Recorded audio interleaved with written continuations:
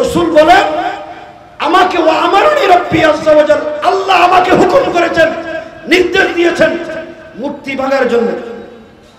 রাসূলকে যদি আল্লাহ মূর্তি ভাঙার নির্দেশ দেন, রাসূলের উম্মতদের জন্য মূর্তি বানানোর কোনো হুকুম আছে? জোর করে বলেন আছে? তো বাংলাদেশে 10,000 মূর্তি স্থাপন করলেন, আল্লাহর ইচ্ছা হলো একটা মূর্তিও রাখবে না, ঠিক নেই? আমরা একটা মূর্তির বিরোধিতা করার কারণে এই মওলানা মামুনুল হক সাহেব এখানে আসবেন, আমাদের কোনো অপরাধ নাই। 2021 সালে মার্চ মাসে আমার বাংলাদেশের হেফাজতে ইসলামের 2100 আলেমদেরকে, নেতৃবৃন্দকে বাছাই করে তারা জেলে দিয়েছেন। বিরোধিতা করা আমাদেরকে জেলে দেওয়ার কারণ একটাই, আমরা এই জালিম ফ্যাসিস্ট নব্য লেডি ফেরাউন হাসিনার বাবার মূর্তির বিরোধিতা করেছে। এই মূর্তির বিরোধিতা করার কারণে 2100 আলেমদেরকে তারা জেলে দিলেন। আমরা জেলে গেলাম, আমি 2 বছর জেলে ছিলাম, মওলানা মামুনুল হক সাহেব 3 বছর জেলে ছিলেন। হে মুসলমান ভাই ও বন্ধুগণ, আলেমদের সাথে জেলে কি আচরণ করা হলো শুনে আশ্চর্য হবেন। এই দেশের বহু আলেমের হাতের 10 আঙ্গুলের নখ, পায়ের 10 আঙ্গুলের নখ একটু রাখে নাই, ফ্রান্স দিয়ে টেনে টেনে তুলে দিয়েছে। আলেমদেরকে লাঠি দিয়ে নির্দয়ভাবে পিটানো হয়েছে, ইলেকট্রিক শক দেওয়া হয়েছে।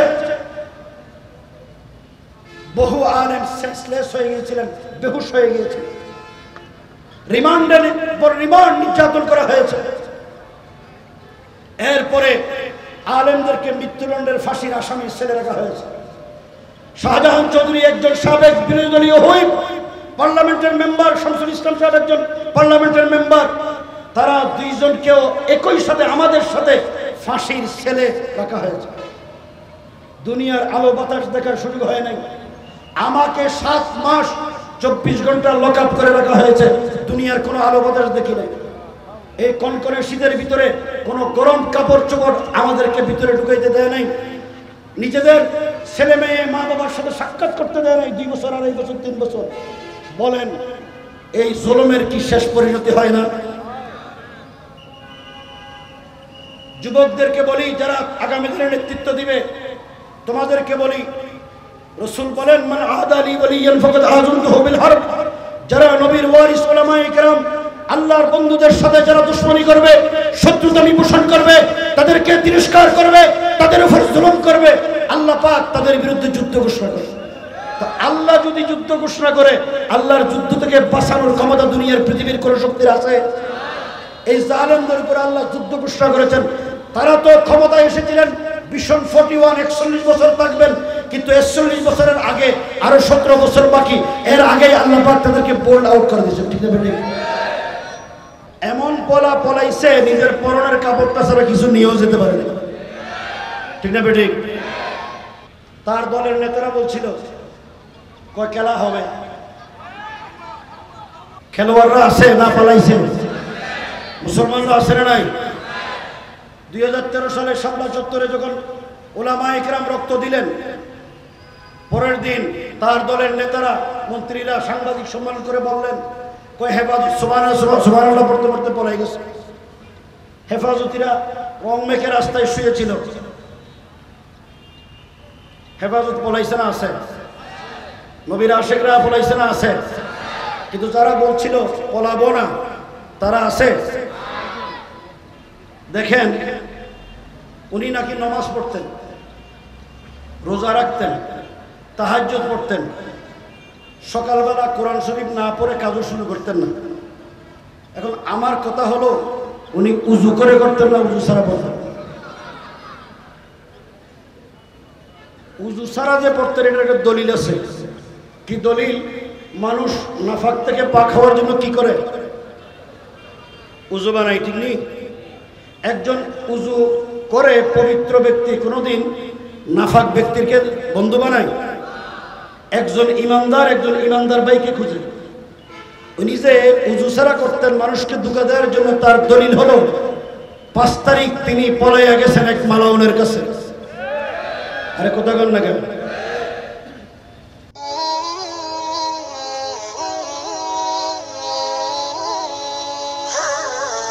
হযরত উলামায়ে কেরাম, সমবেত দিনদার মুমিন মুসলমান মুরব্বিয়ানে আজম, যুবক ভাইয়েরা, তালেবানে উলুমে নবুয়ত এবং পর্দার অন্তরালে আমার সম্মানিত মা ও বোনেরা, মহান রব্বুল ইজ্জতের দরবারে কালিমাতুশ শুকর আদায় করি যে দীর্ঘ 16 বছর পর এই দেশের উলামায়ে কেরাম, দিনদার মুমিন মুসলমানরা এইভাবে স্বাধীনভাবে মন খুলে কোরআন এবং হাদিসের কথা বলার সুযোগ পেয়েছে। 16টি বছর আলেমরা হক কথা বলতে পারে নাই। বড় দুর্ভাগ্য আমাদের কিছু ভাই, কিছু সন্তান দলীয় ক্যাডারের পরিচয় দিয়ে এই দেশের বহু হক্কানি রব্বানি আলেমের মুখ থেকে মাইক কেড়ে নিয়েছে। শত শত মাহফিল তারা বন্ধ করে দিয়েছে।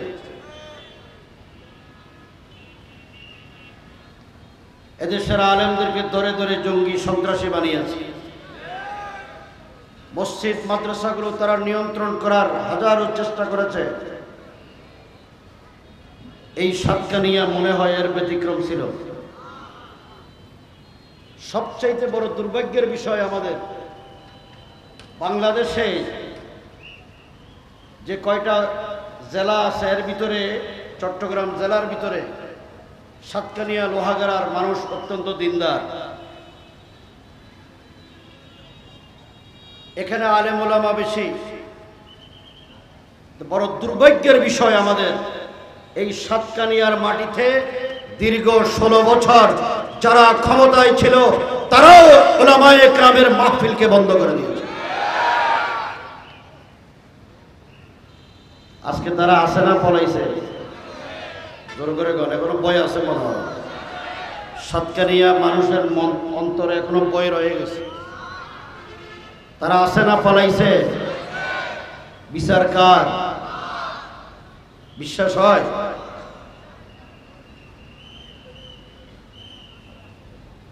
যেই রব্বুল আলামিন আমাদেরকে এইরকম একটি জালেমের জুলুম থেকে মুক্ত করে স্বাধীন করে দিলেন, আল্লাহর জমিনে আল্লাহর কোরআনের কথা বলার সে সুযোগ দিলেন, সেই রব্বুল ইজ্জতের দরবারে শুকরিয়া আদায় করি, মন খুলে বলি আলহামদুলিল্লাহ। আলহামদুলিল্লাহর আওয়াজ এত জোর হইছে প্যান্ডেলের বাইরে তো যাই নাই মনে হয়। এত তারিফ করলাম সাতকানিয়া লোহাগাড়ার মানুষের, আলহামদুলিল্লাহ বলতে ভয় লাগলো। ভয় আছে তো অন্তর দিয়ে এই জালেমরাদের অন্তর বুক যেন ছিঁড়ে যায় এরকম করে মন খুলে বলেন আলহামদুলিল্লাহ। আমি আপনাদের সামনে পবিত্র কালামে পাকের একটা ছোট্ট আয়াত তেলাওয়াত করেছি। আল্লাহ বলেন, ওয়ালাকাদ যারানা লিজাহান্নামা কাসীরাম মিনাল জিন্নি ওয়াল ইনস। আল্লাহ তাআলা বলেন, আমি অধিকাংশ জিন এবং মানুষদের জন্য জাহান্নাম তৈরি করে রেখেছি। এরপরে আল্লাহ বলেন কোন শ্রেণীর মানুষ জাহান্নামী? লাহুম কুলুবুল লা ইয়াফকাহুনা বিহা। ওই সমস্ত মানুষ জাহান্নামী যাদেরকে আল্লাহ পাক আকল দিয়েছেন, জ্ঞান দিয়েছেন, বুদ্ধি দিয়েছেন, বিবেক দিয়েছেন। কেন? লা ইয়াফকাহুনা বিহা। আকল জ্ঞান বুদ্ধি দিল আল্লাহ, আল্লাহর দেয়া জ্ঞান আর বুদ্ধি দিয়ে এই সমস্ত জ্ঞানী লোকেরা আল্লাহকে চিনে না, আল্লাহর আইন মানে না, এই জন্য এরা জাহান্নামী।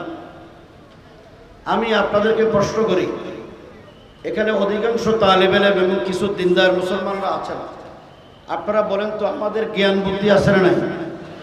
আপনাদের আসেনি? এই জ্ঞান বুদ্ধি দিছ কে? না নিজেদের প্রচেষ্টায় জ্ঞান পেয়েছেন? কেউ বুদ্ধিমান হতে পারবে? আচ্ছা, আমাদেরকে জ্ঞান বুদ্ধি দিল আল্লাহ। আপনারা কি কোনোদিন যারা বসছেন কেউ এখানে এমপি ছিলেন? কেউ মন্ত্রী ছিলেন? ডিসিএসপি আজিজ শাহ হুজুর কোনোদিন চেয়ারম্যান ছিল? তো যারা বলেন তো আমাদেরকে আল্লাহ জ্ঞান দিল, বুদ্ধি দিল, বিবেক দিল, আমরা কেউ চেয়ারম্যানও ছিলাম না, এমপিও ছিলাম না, মন্ত্রীও ছিলাম না, ডিসিএসপিও ছিলাম না।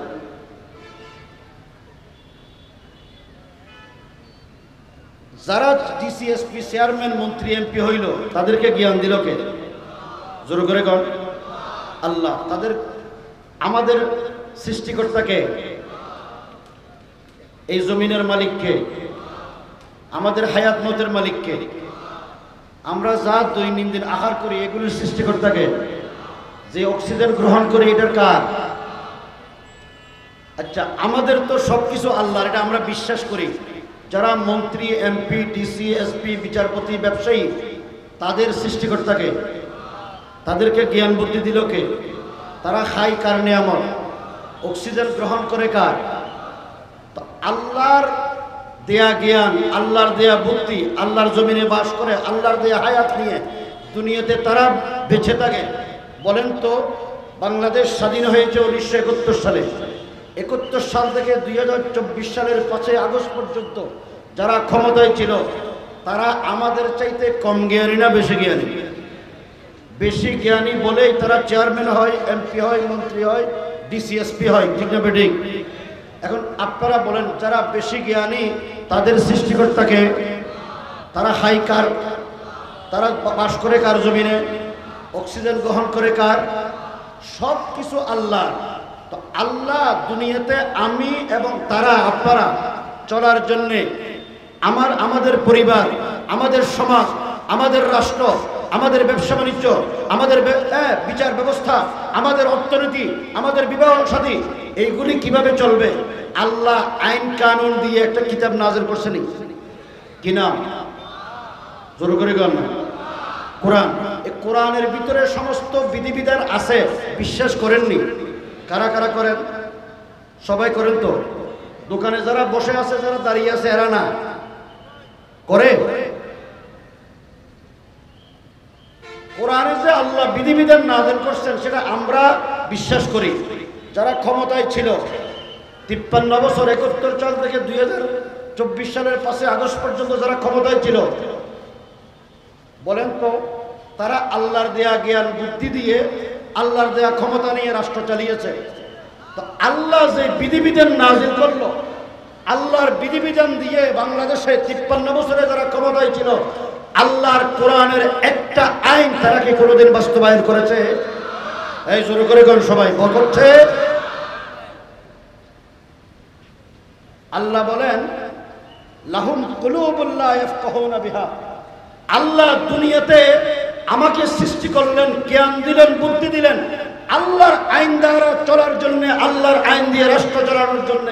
কিন্তু 53 বছর যারা ক্ষমতায় ছিল, তারা আল্লাহর আইন বাদ দিয়ে নিজেদের তৈরি আইন দিয়ে, মন গড়া আইন দিয়ে রাষ্ট্র চালিয়েছে।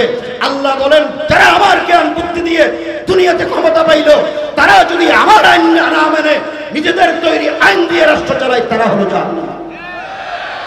ঠিক না বেটি? এখন আসেন, 1971 সালে দেশটা স্বাধীন হইল। আমরা যে আল্লাহর উপর সবকিছুর মালিক আল্লাহ, বিশ্বাস আসেনি?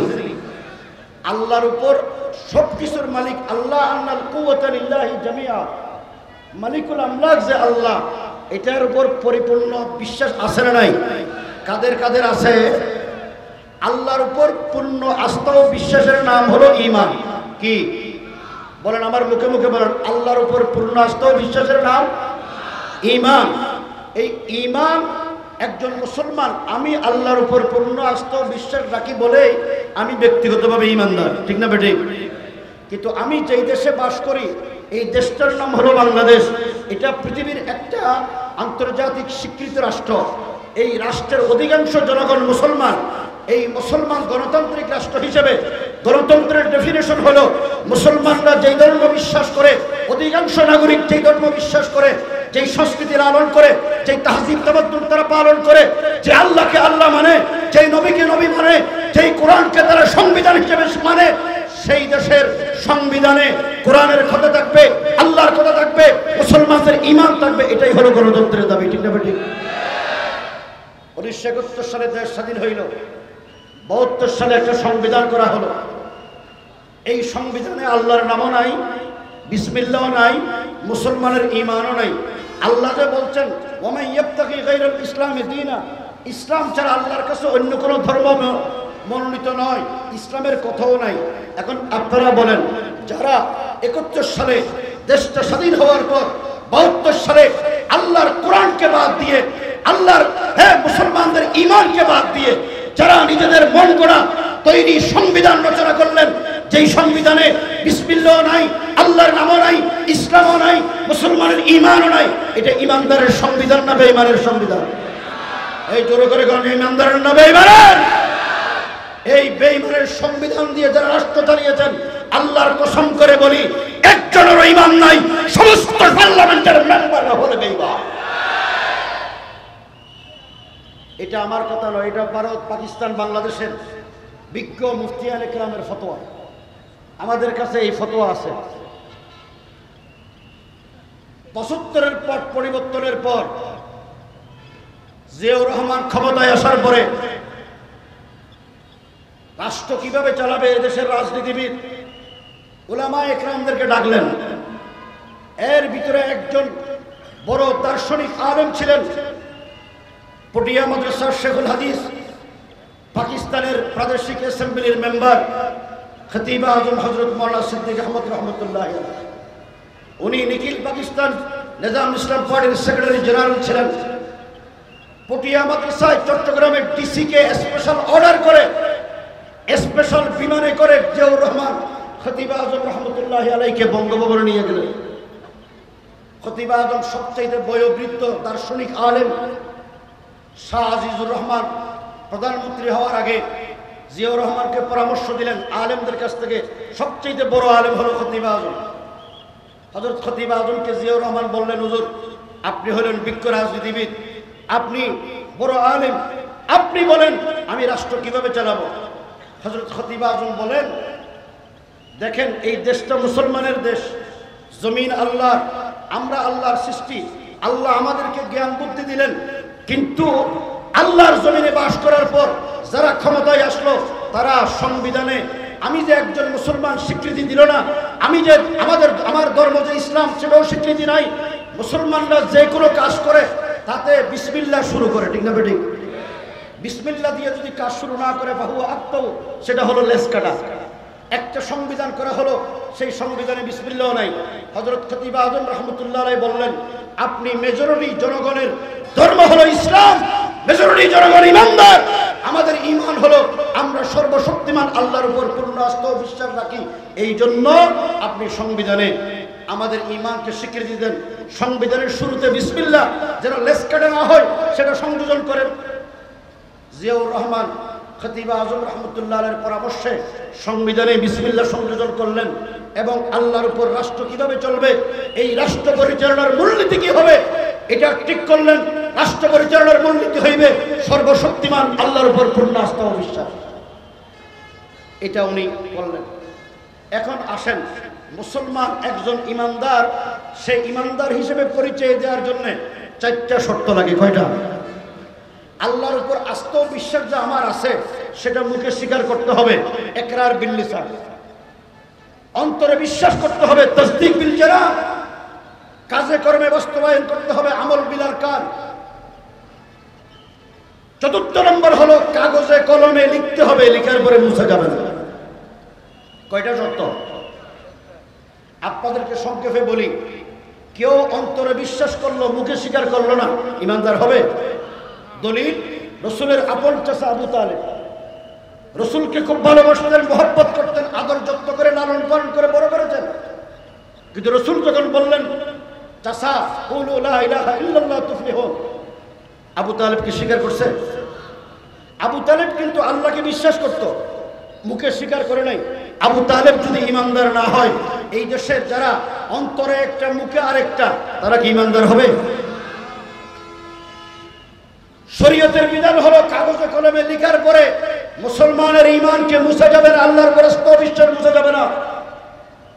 হে মুসলমান ভাই ও বন্ধুগণ, যারা বিগত 16টি বছর আওয়ামী লীগের রাজনীতি করে এই দেশ থেকে ইসলামকে নির্মূল করার চক্রান্ত করেছো, আলেম ওলামাদের কণ্ঠকে রোধ করার চক্রান্ত করেছো, আলেমদেরকে ধরে ধরে জঙ্গি সন্ত্রাসী বানিয়েছো, আলেমদের মাহফিল যারা বন্ধ করেছো, তোমাদেরকেই বলি তোমাদের উপরে আল্লাহ নারাজ হয় নাই, তোমরা আল্লাহর বিরুদ্ধে আইন করেছো।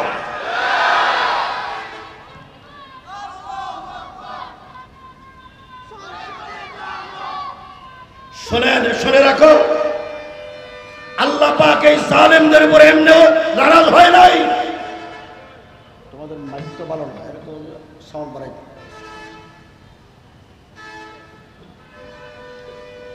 এই জালেমরা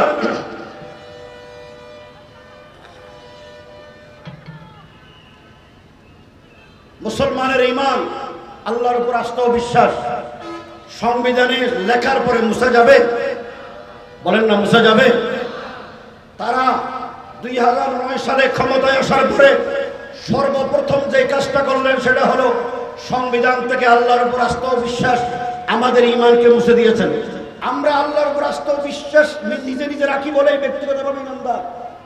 আমি যে রাষ্ট্রে বাস করি, এই রাষ্ট্রের একটা সংবিধান আছে, এই সংবিধানে আল্লাহর উপর আস্থা ও বিশ্বাস ছিল না বলে আমরা রাষ্ট্রীয়ভাবে সাংবিধানিকভাবে ইমানদার স্বীকৃতি পাই নাই। জিয়াউর রহমান ক্ষমতায় আসার পরে আল্লাহর উপর আস্থা ও বিশ্বাস সংবিধানে সংযোজন করার পর আমরা আন্তর্জাতিক বিশ্বের কাছে সাংবিধানিকভাবে রাষ্ট্রীয়ভাবে ইমানদার হিসেবে স্বীকৃতি পেয়েছি। এখন এই ইমানদার হিসেবে মুরব্বীরা দস্তখত করেছেন স্পষ্ট ফতোয়া, যারা সংবিধান থেকে আল্লাহর উপর আস্থা ও বিশ্বাস মুছে দিয়েছেন, পার্লামেন্টের 300 আসনের মেম্বার, সচিব, মন্ত্রী, এমপি যারা সমর্থন করেছেন, একজনেরও ঈমান নাই, সবগুলো বেঈমান। বেঈমানরা বেঈমান বলতে অসুবিধা আছে? জোরে করে গণ, ইমাম বেঈমান বলতে অসুবিধা আছে? আপনাদের এলাকার এক এমপি ছিল, নামে তো আলেম ছিল, ঠিক না বেটে? এখন কোথায় বলেন না? অসুবিধা লাগে? অসুবিধা হয়? এই দেশের আলেমদের ভিতরে অনৈক্য তৈরি করার জন্য, হেফাজতকে ভাঙার জন্য, উলামায়ে কেরামের শক্তিকে দুর্বল করার জন্য, নবীর ওয়ারিস দাবি করে, আলেম দাবি করে যারা চক্রান্ত ষড়যন্ত্র করেছে, তাদের শাস্তি বাংলার জমিনে করতেই হবে, করতেই হবে।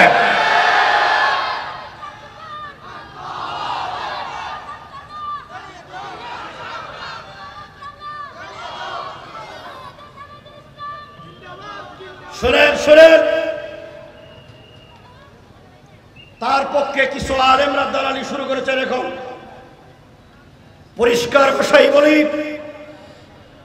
যে কোনো কারণে উলামায়ে কেরাম তাদের সমর্থন করতে বাধ্য হয়েছিলেন, বাদিলেন হাসতা, কিন্তু কোন জালেমের পক্ষে, নবীর কোন ওয়ারিস তার পক্ষে দালালি করতে পারে না, দালালি করতে পারে না। শাপলা চত্বরে 2013 সালে নবীর ওয়ারিসদের উপরে যেই দল, যেই ক্ষমতাসীনরা নির্বিচারে গুলি করে আশিকে রাসূলদের হত্যা করেছে, আলেম, মুহাদ্দিস, মুফাসসির, তালেব ইলম, বেগুনা বাচ্চাদের উপরে যারা গুলি চালিয়ে আমার ভাইদেরকে শহীদ করেছে, তাদের রক্তের সাথে বেঈমানি করতে পারি না। আমি আপনাদেরকে জিজ্ঞেস করি, নবীর দুশমন সাহাবে রাসূলদের বিরুদ্ধে যখন উলামায়ে কেরাম মাঠে নেমেছিল, এই আলেমদের বিরুদ্ধে যেই দল, যেই জালেমরা মাঠে ছিল, তাদেরকে বাংলার জমিনে বিচার করতে হবে। বিচারের দাবি নিয়ে কারা কারা মাঠে নামতে প্রস্তুত, কারা কারা প্রস্তুত?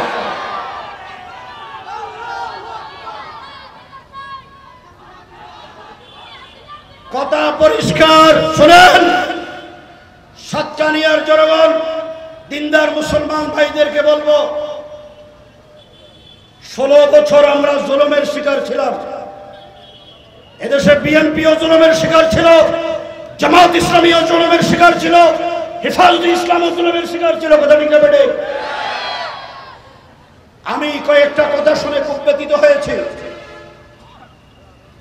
আমার ভাইদেরকে, যারা ইসলামের নামে রাজনীতি করেন, আমরা সবাই লা ইলাহা ইল্লাল্লাহ যারা পড়েছে সবাই মুসলমান ভাই, ঠিক না বেটে? কেউ হেফাজত করে, কেউ অন্য দল করে, কিন্তু আপনাদের কাছে আমার জিজ্ঞাসা, 16 বছর যারা ইসলামপন্থীদের উপর অত্যাচার করেছে, কেউ জামাত করে এই জন্য করেছে, কেউ হেফাজত করে এই জন্য করেছে না, ইসলামের নাম আছে বলে জুলুম করেছে। তারা ইসলাম নির্মূল করতে চেয়েছে, ঠিক না বেটে? সুতরাং ইসলামপন্থীদের ঐক্যের দরকার আছে না নাই? কোন অবস্থাতে মুসলমানদের ঐক্যে ফাটল ধরা যাবে না।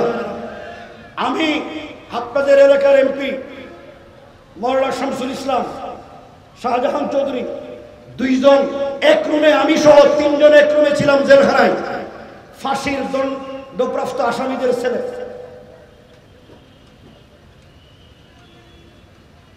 কোন অবস্থাতে কেউ হেফাজতের বিরুদ্ধে যাবেন, হেফাজতরা অন্যদের বিরুদ্ধে যাবে, আমি এটা চাই না। আপনারা চান? কারা কারা চান? সকল কালিমাগো মুসলমানের ঐক্য চান কিনা? যদি ঐক্য চান, এই দেশে 16 বছর জুলুমের শিকার ছিলাম, কোন জালেম যেন নতুন ভাবে বাংলাদেশের ক্ষমতায় আসতে না পারে, এই জন্য আমাদেরকে সীসাডালা প্রাচীরের ন্যায় ঐক্যবদ্ধ করতে হবে। রাজি আছেন? রাজি আছেন?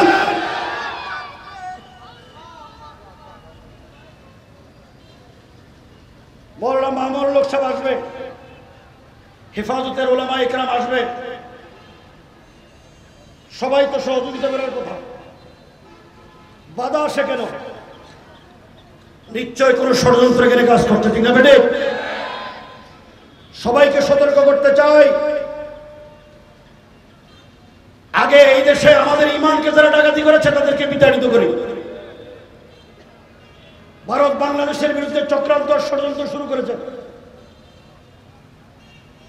যে প্রধানমন্ত্রী বলেছিল আমি পলাই না, পলাইছে না? আছে এমন পলাইছে নিজের পরনের কাপড়টা ছাড়া কিছু নিয়েও যেতে পারে না, ঠিক না বেঠিক?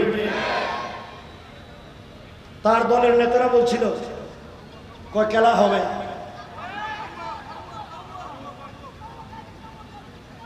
খেলোয়াড়রা আছে না পালাইছে?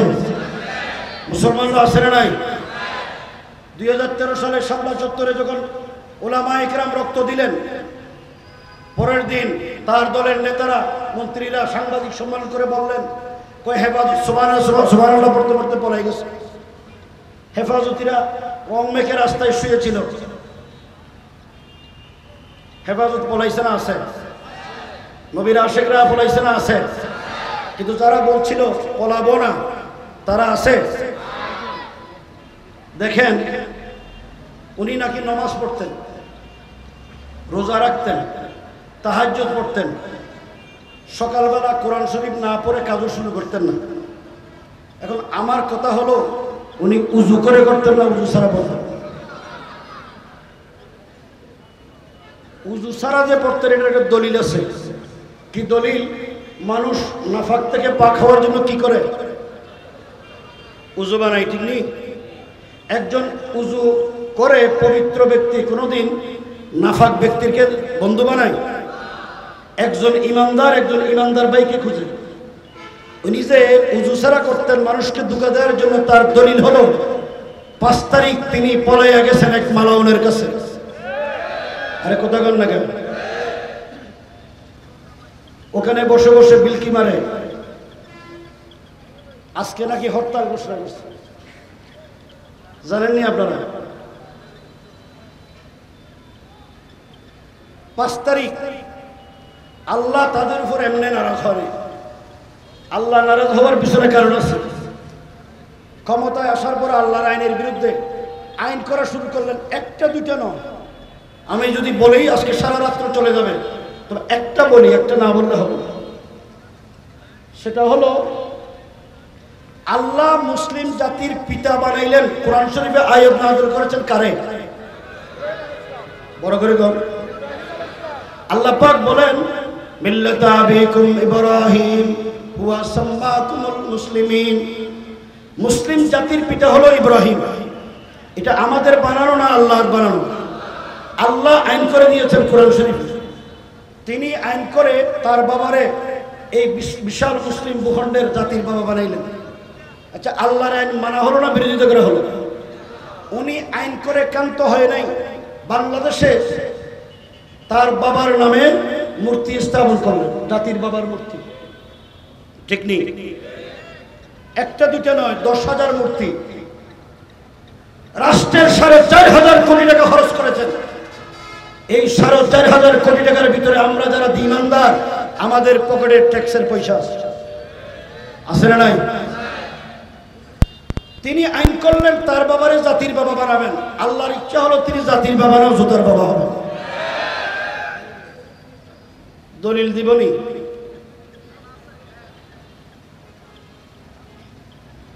তিনি ওনার বাবার বিরুদ্ধে আমাদের কোনো বক্তব্য নেই, কিন্তু উনি মূর্তি স্থাপন করলেন। আমরা 10,000 মূর্তির বিরোধিতা করিনি, একটা মাত্র মূর্তির বিরোধিতা করেছি। কোন মূর্তি? উনি ওনার বাবার দেশে যাওয়ার জন্য একটা সেতু করেছেন, পদ্মা সেতু, নাম জানেননি আপনারা? যাত্রাবাড়ি থেকে বুড়িগঙ্গা নদী পর্যন্ত এই রাস্তাটা বড় করেছেন। বড় করার ক্ষেত্রে 6টা মসজিদ বানছেন, বিভিন্ন জনের বাড়িঘর বানছেন, মসজিদও বানছেন। আপনি মসজিদ বাংলেন, মসজিদের বিনিময়ে মসজিদ বাংলেন, একটা ওই জায়গায় ইসলামী স্থাপত্য নির্মাণ করবেন, আল্লাহর 99 নাম দিয়ে নাম খচিত কোনো স্তম্ভ করবেন, অথবা ইসলামী কোনো নিদর্শন এখানে করবেন, মিনার করবেন। এটা না করে উনি ওনার বাবার একটা বিশাল মূর্তি বানাইতে লাগলেন ধোলাই পারে। হযরত আল্লামা জুনায়েদ বাবরগরি রহমতুল্লাহ আলাইহি, আল্লাহ ওনার কবরকে জান্নাতুল ফেরদৌসের অংশ বানিয়ে দিলেন। এই মর্দে মুজাহিদ উলামা ইকরামদেরকে ডেকে বললেন, বাংলাদেশটা তো মূর্তির নগরীতে পরিণত হচ্ছে। আল্লাহর নবী দুনিয়াতে এসেছেন মূর্তি ভাঙার জন্য, ঠিক না বেঠিক? রাসূল যখন দুনিয়াতে আসলেন, খানায়ে কাবায় কত মূর্তি ছিল? 360। রাসূল রাখছে না ভাঙছে? রাসূলের উম্মতদের কাজ মূর্তি বানানো না মূর্তি ভাঙা? বঙ্গবন্ধু রাসূলের উম্মত নয়, হাসিনা রাসূলের উম্মত নয়। সে তো রাসূলের রওজা জিয়ারত করতে যাইতেন, বাইতুল্লাহ জিয়ারত করতেন। রাসূলের উম্মতদের কাজ হলো মূর্তি ভাঙা, মূর্তি বানানো নয়, ঠিক না বেঠিক? রাসূল নিজের ইচ্ছায় মূর্তি ভাঙেন নাই। তিরমিজি শরীফের হাদিস, রাসূল বলেন, قال النبي عليه الصلاة والسلام إن الله بعثني رحمة للعالمين وأمرني ربي عز وجل بمحك المعازف والمزامير والصلب والأوثان। রাসূল বলেন, আমাকে ওয়ামারনি রব্বি আযজা ওয়া জাল, আল্লাহ আমাকে হুকুম করেছেন, নির্দেশ দিয়েছেন মূর্তি ভাঙার জন্য। রাসূলকে যদি আল্লাহ মূর্তি ভাঙার নির্দেশ দেন, রাসূলের উম্মতদের জন্য মূর্তি বানানোর কোনো হুকুম আছে? জোর করে বলুন, আছে? তো বাংলাদেশে 10,000 মূর্তি স্থাপন করলেন, আল্লাহর ইচ্ছা হলো একটা মূর্তিও রাখবে না, ঠিক নেই? আমরা একটা মূর্তির বিরোধিতা করার কারণে এই মওলানা মামুনুল হক সাহেব এখানে আসবেন, আমাদের কোনো অপরাধ নাই। 2021 সালে মার্চ মাসে আমার বাংলাদেশের হেফাজতে ইসলামের 2100 আলেমদেরকে, নেতৃবৃন্দকে বাছাই করে তারা জেলে দিয়েছেন। বিরোধিতা করা, আমাদেরকে জেলে দেওয়ার কারণ একটাই, আমরা এই জালিম ফ্যাসিস্ট নব্য লেডি ফেরাউন হাসিনার বাবার মূর্তির বিরোধিতা করেছে। এই মূর্তির বিরোধিতা করার কারণে 2100 আলেমদেরকে তারা জেলে দিলেন। আমরা জেলে গেলাম, আমি 2 বছর জেলে ছিলাম, মওলানা মামুনুল হক সাহেব 3 বছর জেলে ছিলেন। হে মুসলমান ভাই ও বন্ধুগণ, আলেমদের সাথে জেলে কি আচরণ করা হলো শুনে আশ্চর্য হবেন। এই দেশের বহু আলেমের হাতের 2 আঙ্গুলের নখ, পায়ের 2 আঙ্গুলের নখ একটু রাখে নাই, ফ্লাশ দিয়ে টেনে টেনে তুলে দিয়েছে। আলেমদেরকে লাঠি দিয়ে নির্দয়ভাবে পিটানো হয়েছে, ইলেকট্রিক শক দেওয়া হয়েছে।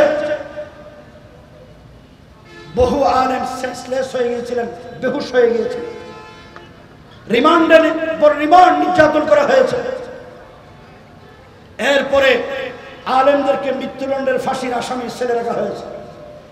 শাহজাহান চৌধুরী একজন সাবেক বিরোধী দলীয় হুইপ, পার্লামেন্টের মেম্বার, শামসুল ইসলাম সাহেব একজন পার্লামেন্টের মেম্বার, তারা 2 জনকেও একই সাথে আমাদের সাথে ফাঁসির ছেলে রাখা হয়েছে। দুনিয়ার আলো বাতাস দেখার সুযোগ হয় নাই। আমাকে 7 মাস 24 ঘন্টা লক আপ করে রাখা হয়েছে, দুনিয়ার কোনো আলো বাতাস দেখি নাই। এই কনকনে শীতের ভিতরে কোনো গরম কাপড় চোপড় আমাদেরকে ভিতরে ঢুকাইতে দেয় নাই। নিজেদের ছেলে মেয়ে মা বাবার সাথে সাক্ষাৎ করতে দেয় নাই 2 বছর, 2.5 বছর, 3 বছর। বলেন এই জুলুমের কি শেষ পরিণতি হয় না? যুবকদেরকে বলি যারা আগামী দিনে নেতৃত্ব দিবে, তোমাদেরকে বলি রাসূল বলেন মান আদালি ওয়ালিয়ান ফাকাদ আযনতুহু বিল হারব। যারা নবীর ওয়ারিস উলামায়ে কেরাম আল্লাহর বন্ধুদের সাথে যারা দুশমনী করবে, শত্রুতামি পোষণ করবে, তাদেরকে তিরস্কার করবে, তাদের উপর জুলুম করবে, আল্লাহ পাক তাদের বিরুদ্ধে যুদ্ধ ঘোষণা করবে। তো আল্লাহ যদি যুদ্ধ ঘোষণা করে, আল্লাহর যুদ্ধ থেকে বাঁচানোর ক্ষমতা দুনিয়ার পৃথিবীর কোন শক্তির আছে? এই জালেমদের উপর আল্লাহ যুদ্ধ ঘোষণা করেছেন। তারা তো ক্ষমতায় এসেছিলেন ভীষণ 41 বছর থাকবেন, কিন্তু 41 বছরের আগে আরো 17 বছর বাকি। এর আগেই আল্লাহ পাক তাদেরকে বোল্ড আউট করে দিয়েছেন। ঠিক না বেঠিক? এদেশের মুসলমান উলামায়ে কেরাম আজান শেষ হোক, এদেরকে বলেন বাইরের মাইক বন্ধ করে দেন, বাইরের গুলো বন্ধ করে দেন, চালু করে দেন। আপনারা কি আমার কথা শুনেন? নামাজের বিরতি দেওয়া হবে, বাইরের মাইক বন্ধ, শুনেন, কেউ লড়াচড়া করবেন না। আল্লাহ রাব্বুল আলামিন যদি ধরেন কোনদিন ছাড় দেন না, হাদিস শরীফে আছে লাম ইউফলিতু, আল্লাহ ছেড়ে দেন না। আল্লাহ এই জালেমদেরকে এমনি ধরে নাই, এমন ধরা ধরছেন আজকে বাড়ি সালাম দিয়ে তাদেরকে খুঁজে পাওয়া যাচ্ছে না। ঠিক না বেঠিক? গেল কই? এরপরে উলামায়ে কেরামদের উপর অত্যাচার জুলুম তারা শেষ করে নাই, এমন অত্যাচার জুলুম করেছে যার কোনো সীমা নাই। ঠিক কিনা? আমি তো বলি ব্রিটিশ বেনিয়া গোষ্ঠী এরকম অত্যাচার করে নাই যে অত্যাচার এই আওয়ামী জালিম ফ্যাসিস্ট আলেমদের উপর করেছে। ঠিক না বেটে? তিনি তো বলাবেন না তার বাবারে বানালেন জাতির বাবা, আল্লাহ ইব্রাহিমকে বানালেন মুসলিম জাতির বাবা, তিনি এই মুসলিম ভূখণ্ডে মুসলমানদের জাতির বাবা বানালেন তার বাবারে। আল্লাহর আইনকে মানা হলো না, বিরোধিতা করা হলো। আল্লাহ কি সহ্য করবেন? সহ্য করেন নাই। আমরা একটা মাত্র মূর্তির বিরোধিতা করার কারণে আমাদেরকে জেলে দেওয়া হলো, আমরা জেলে গেলাম। আমরা তো জানি না আল্লাহর ফয়সালা কি, আমরা কি জানি? জেল থেকে বের হওয়ার পর 5ই আগস্ট যখন দেশ নতুনভাবে স্বাধীন হইল, সেনা প্রধান এদেশের আলেমদেরকে রাজনৈতিক নেতৃবৃন্দকে ডাকলেন। সেনা প্রধান যখন ডাকলেন, হেফাজত ইসলামের পক্ষ থেকে হযরত মাওলানা মামুনুল হক, আমি এবং মুফতি মনির হোসেন কাসেমি, আমরা 3 জন সেনা সদর দপ্তরে গেলাম 5 তারিখ দুপুরবেলা।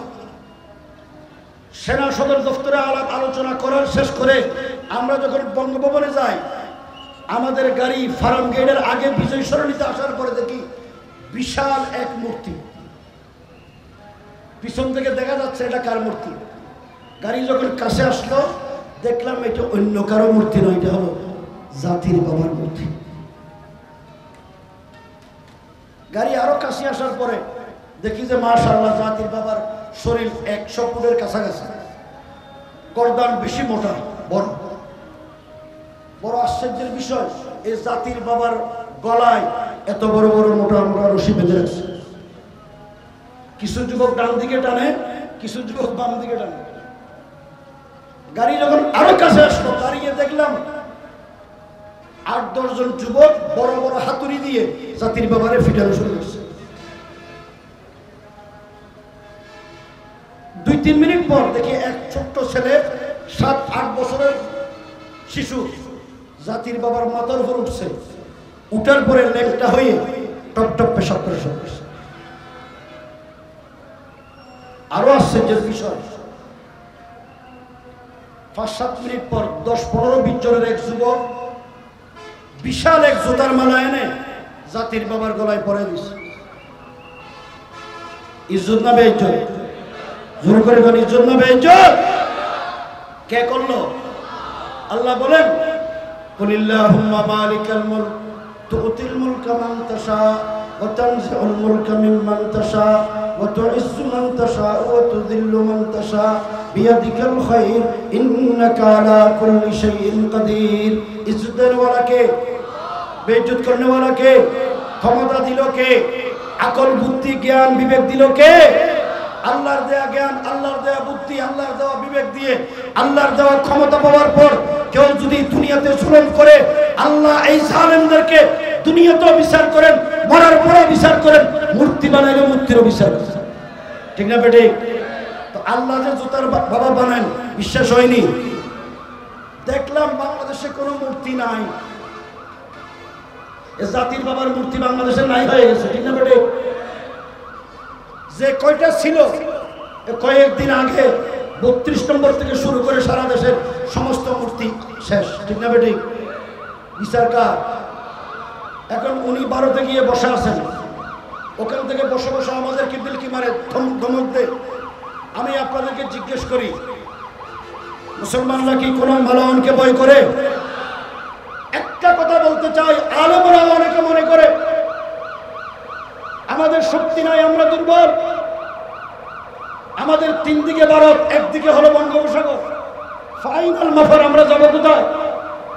উলামায়ে কেরাম, রাজনৈতিক নেতৃবৃন্দ সবাইকে বলি, হযরত মুসা আলাইহিস সালাম যখন ফেরাউনের অত্যাচারে অতিষ্ঠ হয়ে কওমদেরকে নিয়ে চলে যাচ্ছেন, নদীর পারে যাওয়ার পরে মুসা আলাইহিস সালামের কওমরা বলছিল, হে মুসা, সামনে হলো নদী, পিছনে হলো ফেরাউনের বাহিনী, আমরা যদি নদীতে ঝাঁপ দিই তাহলে পানি আমাদেরকে ডুবাইয়ে মারবে, পিছনে যদি যাই ফেরাউনের বাহিনী আমাদেরকে গুলি করে মারবে, ফাইনাল মাফার কোথায় যাব? ইন্না লামুদরাকুন, আমরা তো ধরা হয়েছি। হযরত মুসা আলাইহিস সালাম বলে, তোমাদেরকে আমি ঈমান শিখাইলাম, হায়াত মওতের মালিক কে? সবাই বলেন, হায়াত মওতের মালিক কে?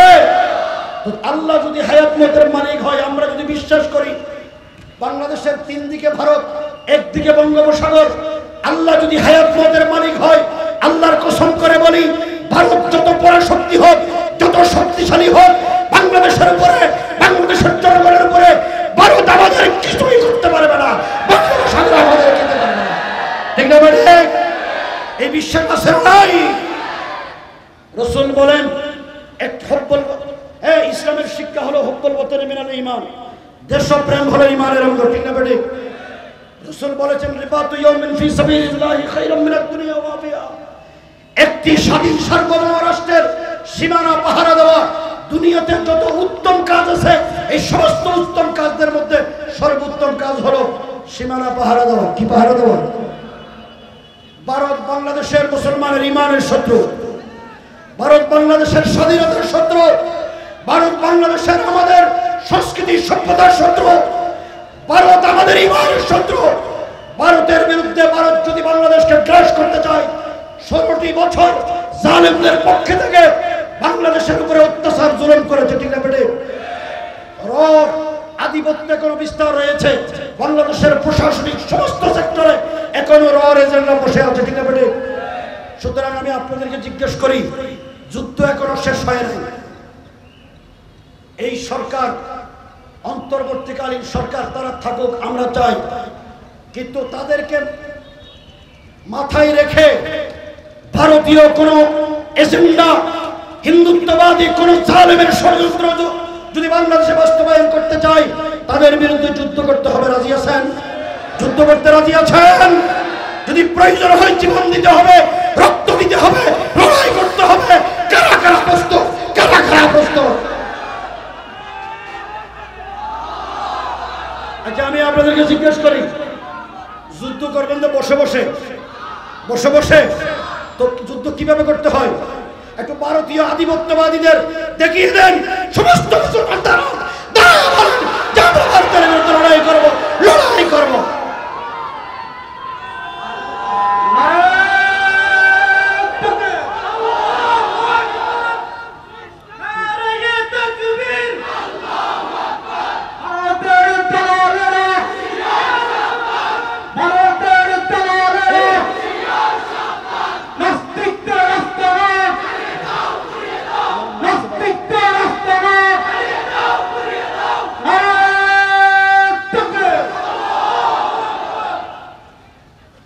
শুনেন, ভারতকে হুঁশিয়ার করে দিয়ে বলতে চাই, বেশি বাড়াবাড়ি করিও না।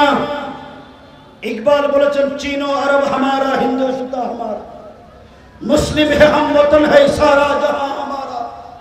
হিন্দুস্তান কাদের? আরে জোরে করে বল, হিন্দুস্তান কাদের? 800 বছর আমরা দিল্লি শাসন করেছি। ভারত যদি বেশি বাড়াবাড়ি করে, মুসলমানদের বিরুদ্ধে যদি লড়াই করতে চাই, পরিষ্কার ভাষায় বলতে চাই, ভারতের সাথে কিছু অংশ কিন্তু আফগানিস্তানের সীমানা আছে। কার সীমানা? কাশ্মীর আছে, পাকিস্তান আছে, ইরান আছে, বাংলাদেশ আছে। ভারত বেশি বাড়াবাড়ি করলে চাইনাই জায়গা পাবে না, তাদেরকে পানিতে ডুবে মরতে হবে, ঠিক আছে?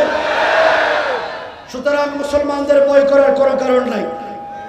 ভারতীয় কোন দালাল যদি সাতকানিয়ার মাটিতে নতুন ভাবে গজাইতে চায়, আমি আপনাদেরকে বলি তাদের 20 দাঁত ভেঙে দিতে হবে। রাজি আছেন? 20 দাঁত ভেঙে দিতে হবে। 16 বছর অত্যাচার জুলুম সহ্য করেছি একজন আলেমের নামে, যে এই দেশের উলামায়ে কেরামের নবীর ওয়ারিসদের গায়ে কলঙ্কের কালিমা নিবন করেছে, তাদের নেতৃত্বে দেশে চলবে না, চলবে না, চলবে না। কাউকে আমরা ভয় করি না। तौहीद की अमानत सीनों में है हमारे, आसा नहीं मिटाना नाम और निशा हमारा। बातिल से दबने वाले ऐ आसमां नहीं हम, 100 बार कर चुका है तो इम्तिहा हमारा। तेगों की साये में हम पल कर जवा हुए हैं, खंजर हिला रुका है कौमी निशा हमारा। डरते नहीं दुनिया में मुसलमान किसी से, मिल जाती है जब दौलत ईमान नबी से।